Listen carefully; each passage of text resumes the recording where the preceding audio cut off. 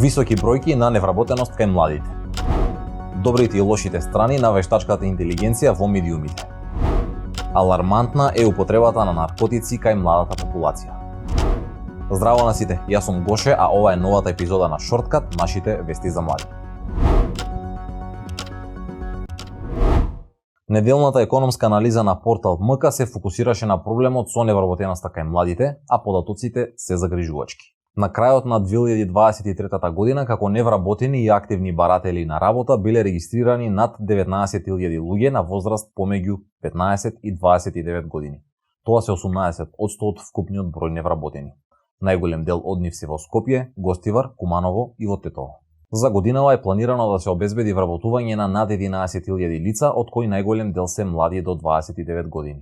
Но не е јасно кој ќе ги обезбеди овие вработувања и секако како тоа ќе го направат. Познавачите коментираат дека ваквите мерки кои ја таргетираат младинската невработеност мора да се спроведуваат системски и рамноправно по региони. Кои се придобивките, а кои се можните штетни последици од употребата на вештачката интелигенција во медиумите? Како новинарите и фоторепортерите можат да ја искористат оваа технологија во своја полза? Како да ги заштитат своите авторски трудови, беа само дел од прашањата на кои се дискутираше на вебинарот Вештачка интелигенција во медиумите, про и контра, а која се одржа вчера и на која дебатираа новинари, фотографи и правни експерти. Погледнете како течеше дискусијата. Вештачката интелигенција не треба и не може да биде извор на информации за новинарите, туку само алатка во нивните раце. Напредокот на технологијата не можеме да го спречиме, но мораме да поставиме рамки, за да не дојде до ширење на дезинформации, лажни вести и манипулации со публиката. Ова беше генералниот заклучок од вебинарот Вештачка интелигенција во медиумите, про и контра, адвокатот Валентин Пепелјуговски, новинарот Бојан Шашевски и фоторепортерот Звонко Плавевски дебатираа на темата за позитивните и негативните последици од користењето на вештачката интелигенција во медиумската сфера. Човекот, новинарот, не може да биде заменет од машина, тврди Шашевски и додава дека во новинарството мора да го има човечкиот удел, новинарското око, истражувачкиот и аналитичкиот потенцијал. Вештачката интелигенција е технолошка помага и според мене не треба да биде замена за еден новинар, за човечкиот капацитет на редакција, но може во одредени сегменти со цел медиумот, да речеме, да го искористи потенцијалот на технологијата, да си улесни одредени задачи, односно да стане покреативен само во оној технолошкиот дел, во мултимедијалниот дел.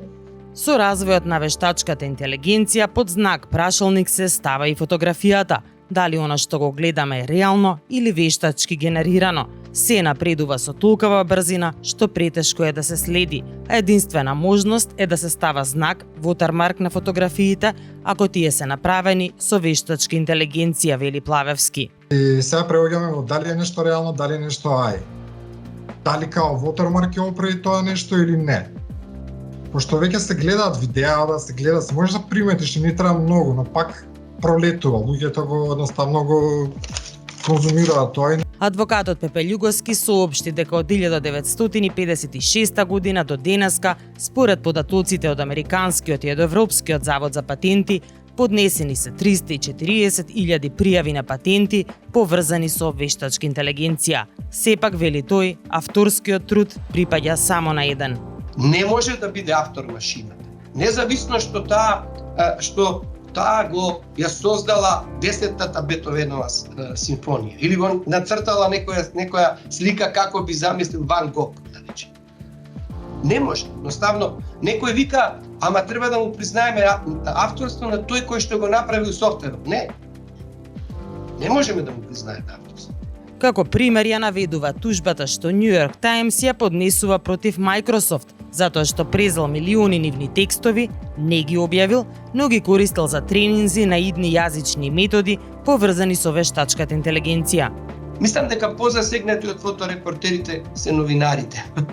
Нивните текстови многу полесно ќе бидат генерирани текстови по зададени теми. Иначе не можеме да го спречиме напредокот, ние само мора да го ставиме во одредени рамки, да ги предизвики, да кажеме кои се границите, со цел да не дојде и до злоупотреби и да не излезе тоа од контрола. Не само контрола од аспект на повреда на права, на авторско право или право на патент или право на индустријски дизајн, него во многу други посензитивни области како што се одбраната, безбедноста и така натаму. На вебинарот се говореше поопширно и за проблемот за неприфаќање на вистината, дури и од високо образовани лица. Во суштина беше заклучено дека е речиси невозможно да се разубедат луѓето кои се цврсто убедени дека лагите се вистини. Загрижувачки информации пристигна од невладината ХОПС во однос на употребата на наркотици кај младите. Истражувањето покажа дека речиси 1/3 од анкетираните користат канабис, а 1/4 пак користат кокаин. Од 119 анкетирани млади луѓе на возраст од 18 до 35 години, половината изјавиле дека користат психоактивни супстанции кога излегуваат навечер. Сепак, резултатите покажуваат дека младите најмногу консумираат алкохол. За крај ве известуваме дека утре, 1 март, завршува конкурсот за 3-дневната работилница за проверка на факти и други алатки во борбата против дезинформации, што ја организира Фондацијата Метаморфозис во партнерство со Меѓународниот центар за новинари. Обуката нуди можности за платена пракса во MetaMK, Портал МК и Вистиномер, а тројцата најдобри учесници ќе заминат на еднонеделна студиска посета во САД. Подетални информации за конкурсот можете да најдете на интернет страницата на MetaMK. Дојдовме до крајот на Шорткат, а сите предлози и сугестии пишете ни ги на Instagram и TikTok и секако не заборавајте да ја читате рубриката CTRLZ на meta.mk. Се гледаме следниот четврток. Чао, чао!